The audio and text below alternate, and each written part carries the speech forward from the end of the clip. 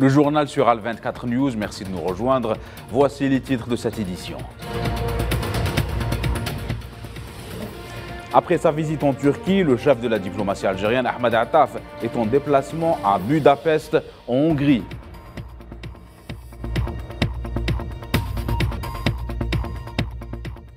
Suite à l'attaque perpétrée au Mali, l'Algérie condamne fermement cet acte terroriste qui a fait 64 morts.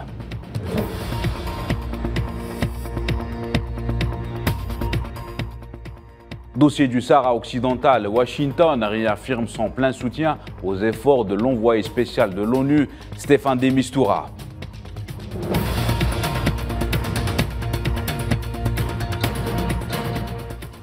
Ouverture à New Delhi en Inde du sommet G20, un rendez-vous à l'épreuve d'une nouvelle donne internationale.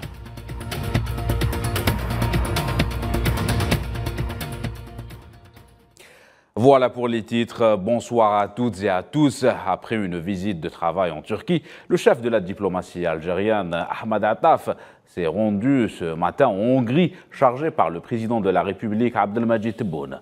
Le ministre des Affaires étrangères algérien, Ahmed Attaf, est arrivé à Budapest, la capitale de la Hongrie, dans le cadre d'une visite de travail. Cette visite s'inscrit dans le cadre des efforts consentis pour apporter une nouvelle dynamique aux relations de coopération et d'amitié qui relie l'Algérie à la Hongrie, en plus du renforcement des consultations politiques concernant des dossiers d'intérêt commun.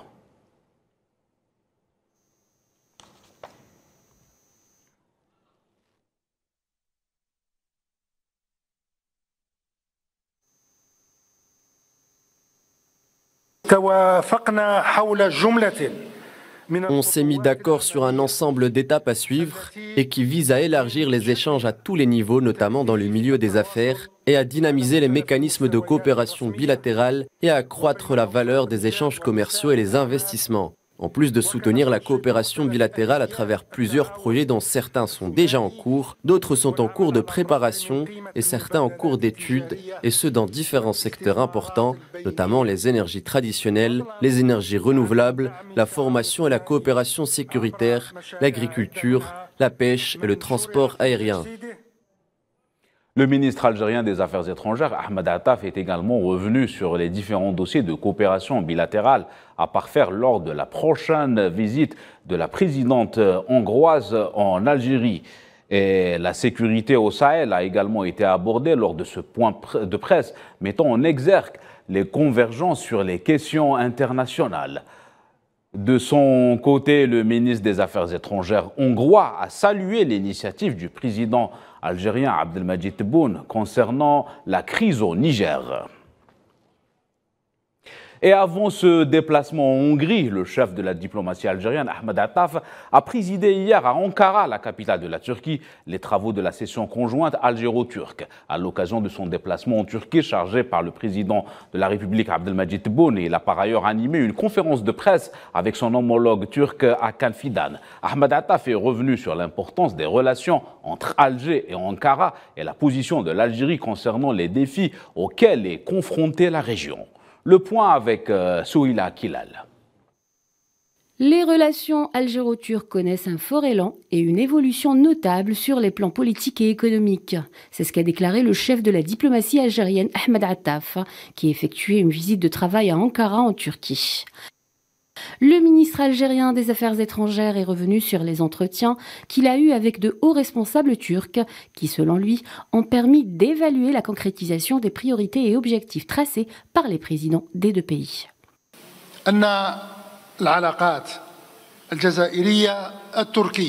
Les relations algéro-turques connaissent un développement sur les plans économiques et politiques. Durant les 3 dernières années, nous avons traversé des caps importants, sans précédent dans l'histoire de nos relations bilatérales. Les relations algéro-turques sont en perpétuel élargissement dans tous les secteurs qui offrent des opportunités de collaboration et qui garantissent la réalisation des bénéfices escomptés par nos deux pays et nos deux peuples frères. Ahmed Attaf a par ailleurs souligné avoir partagé avec le président Erdogan et son homologue turc la vision analytique de l'Algérie sur les développements dangereux que connaît la région sahélo-sahélienne, ainsi que la profonde préoccupation face à la détérioration accélérée de la situation dans cet espace régional, devenu le foyer du plus grand nombre de tensions et de conflits dans le monde. J'ai informé nos frères en Turquie des aspirations du président Abdelmadjid Tebboune pour garantir une issue pacifique à la crise engendrée par le changement non constitutionnel au Niger, ainsi que ses efforts qui visent à renforcer l'approche globale de développement dans le traitement des défis multidimensionnels qui imposent au pays et au peuple de cette région. Ces efforts ont été applaudis et soutenus par la Turquie.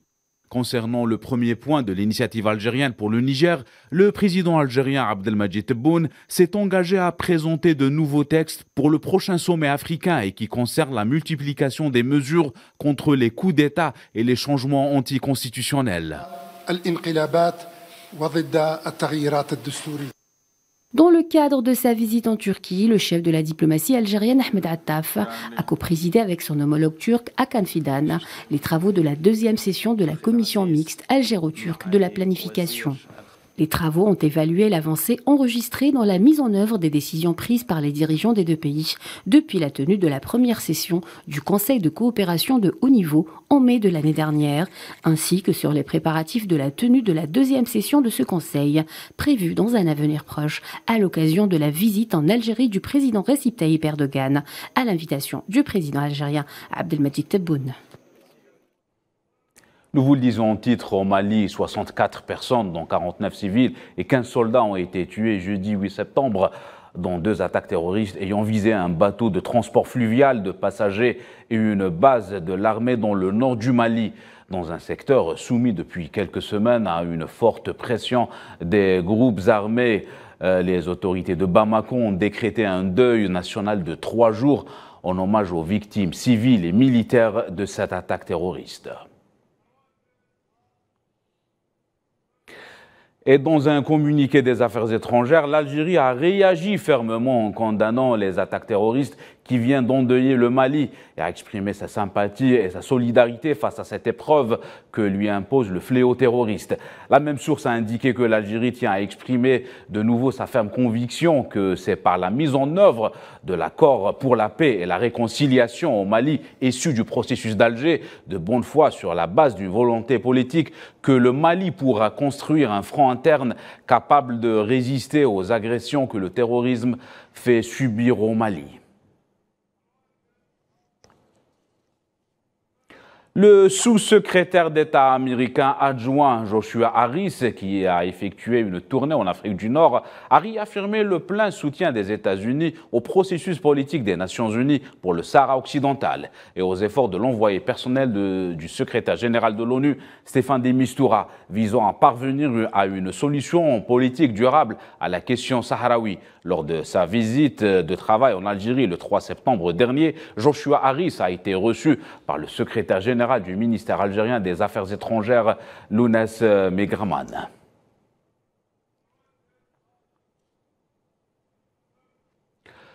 Lors d'une rencontre entre l'ambassadeur sahraoui à Cuba, Omar Bolsan, et des membres du groupe parlementaire cubain de solidarité avec le peuple sahraoui, au siège de l'ambassade de la RAST à La Havane, des parlementaires cubains ont réitéré leur solidarité et leur soutien à la lutte du peuple sahraoui pour son droit inaliénable à l'autodétermination et au parachèvement de sa souveraineté sur l'ensemble du territoire de la République arabe sahraoui démocratique.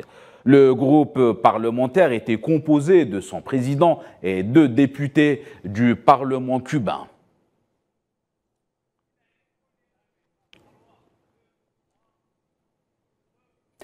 Dans la foulée de la nomination d'un nouveau Premier ministre, le président de la transition, le général Brice Oligui Nguema, a rencontré le nouveau chef du gouvernement, Raymond Dog Sima.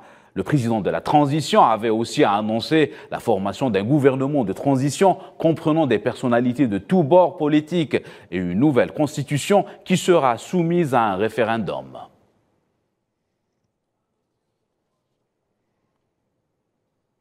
Actualité africaine, toujours en Centrafrique cette fois-ci.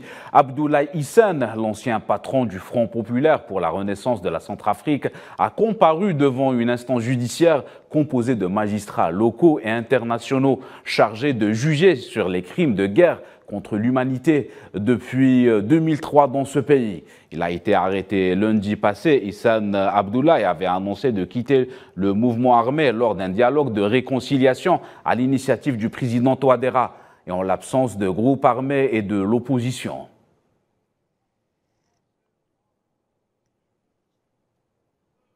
Cette fois-ci, à l'est du continent, le chef de l'armée soudanaise, Abdel Fattah al-Burhan, a déclaré en marge de son déplacement au Qatar que les forces armées poursuivront la voie de la transition vers un régime démocratique et que l'objectif premier est de mettre fin aux souffrances des Soudanais. Dans les territoires occupés de la Palestine, 3 Palestiniens ont été blessés par balle aujourd'hui vendredi, alors que les forces militaires d'occupation ont violemment réprimé la marche hebdomadaire contre les colonies dans le village de Kafr Qadoum, à l'est de Qalqilia. Les forces de sécurité ont attaqué les manifestants avec des balles de caoutchouc et des grenades lacrymogènes, provoquant ainsi des affrontements. Au moins 3 personnes ont été touchées et blessées par des balles. Toujours dans les territoires occupés de la Palestine, les forces d'occupation ont arrêté de jeunes citoyens palestiniens du camp de Tolkaram alors qu'ils traversaient un point de contrôle militaire à l'est de la ville. Le club des prisonniers de Tolkaram a déclaré à une agence de presse locale que les forces d'occupation ont arrêté les 2 jeunes Palestiniens. Il s'agit de Iyas Oudé et Hadi Aboudiab alors qu'ils passaient par le poste de contrôle militaire de la ville de Tolkaram. Et sur le flanc diplomatique, l'État de Palestine a de nouveau appelé la communauté internationale à garantir une protection internationale au peuple palestinien. 3 lettres identiques adressées au secrétaire général de l'ONU, Antonio Guterres, le représentant permanent de l'État de Palestine auprès des Nations Unies, Riyad Mansour, a noté que le moment est venu d'y mettre un terme des plans néfastes du gouvernement sioniste, extrémiste et raciste, soulignant qu'il menace de se produire une autre Nakba contre le peuple palestinien. On reste dans la région, 20 personnes ont été blessées dans des affrontements qui ont repris jeudi soir dans le camp des réfugiés palestiniens de Ain el-Helwe, dans le sud du Liban. Les combats à l'arme automatique et à la roquette continuaient par intermittence ce vendredi matin. Des affrontements similaires avaient débuté au mois de juillet et avaient déjà fait 13 morts.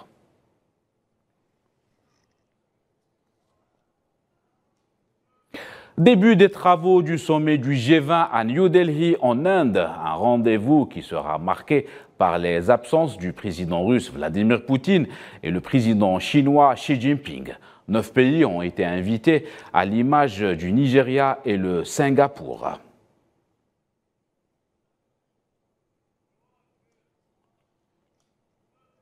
C'est donc sous le thème « Une terre, une famille et un futur » que les dirigeants du G20 vont débattre sur plusieurs dossiers comme le changement climatique et les répercussions du conflit en Ukraine.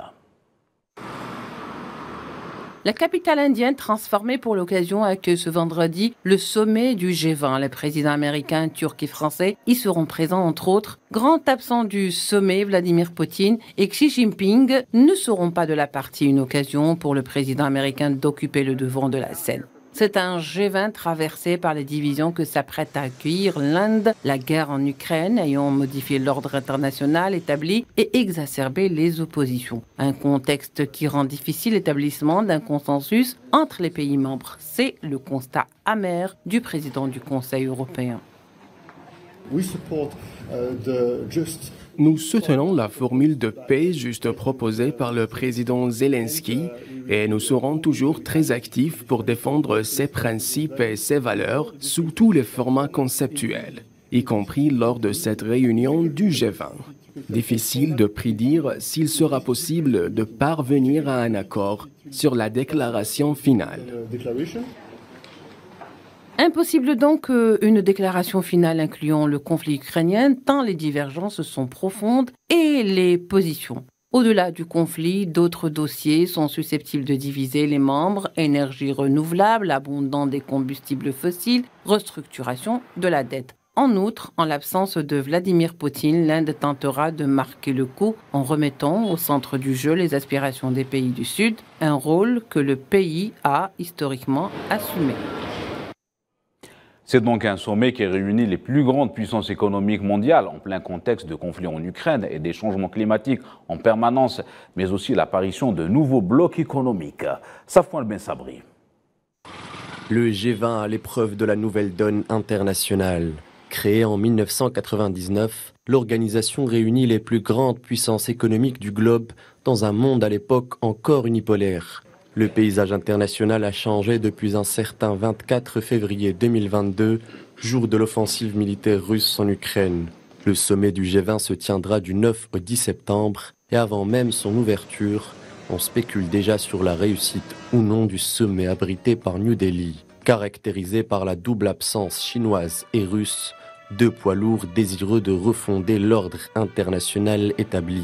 Si l'absence du président russe était prévisible, voire préférable pour le camp occidental, celle du président chinois soulève de nombreuses questions. C'est toute l'autorité du G20 qui est remise en cause par la non-venue des deux chefs d'État, alors que les États-Unis souhaitent que le G20 reste le principal forum de coopération économique mondiale. Tant que la guerre en Ukraine perdurera, les échanges commerciaux ne pourront jamais se faire de manière sereine. Alors qu'en l'état, aucune réconciliation n'est possible entre la Russie et les États-Unis, la Chine sait que Washington ne peut séparer le politique de l'économique. Autre revers potentiel du sommet, la déclaration finale ne peut être adoptée sans l'aval de tous les membres, une déclaration qui risque donc d'être édulcorée et épurée de tous les sujets polémiques. Conflit ukrainien, mer méridionale et climat ne peuvent créer de consensus. Un tournant majeur pourrait avoir lieu aux grandes dames de l'Inde, pays organisateur. De nombreux observateurs avancent que Moscou et Pékin boycottent volontairement le G20 en perte d'influence. Cela au profit d'une autre organisation qui prend une ampleur grandissante, les BRICS, nouveau cheval de bataille et anti-héros de l'Occident. Canicules, les incendies et les inondations, les phénomènes météo extrêmes se sont enchaînés depuis le début de l'été. À ce jour, un réchauffement climatique aux conséquences désastreuses.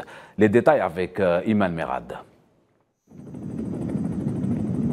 Durant l'été 2023, les catastrophes climatiques se sont succédées. La planète Terre aura connu son lot d'incendies, d'inondations et bien d'autres tourmentes. Cet été fut le plus chaud jamais connu par l'humanité. À Nairobi, lors du sommet africain sur le climat, en faveur de l'abandon des combustibles fossiles au profit des énergies renouvelables, le secrétaire général de l'ONU a appelé à une action climatique décisive pour lutter contre les phénomènes météorologiques extrêmes.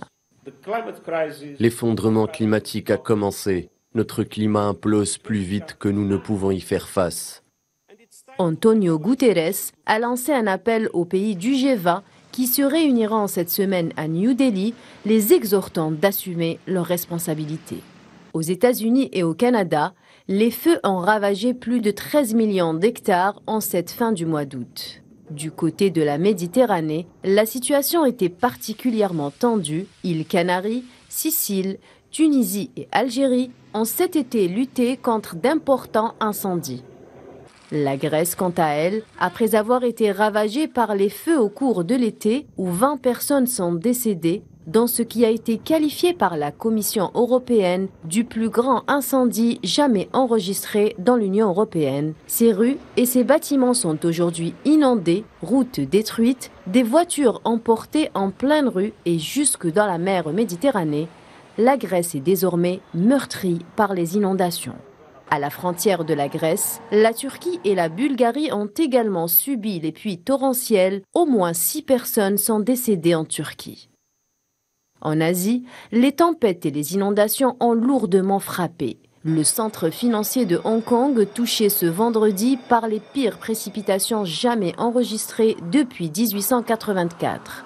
provoquant des inondations et d'importantes perturbations dans les transports moins d'une semaine après le passage d'un super typhon.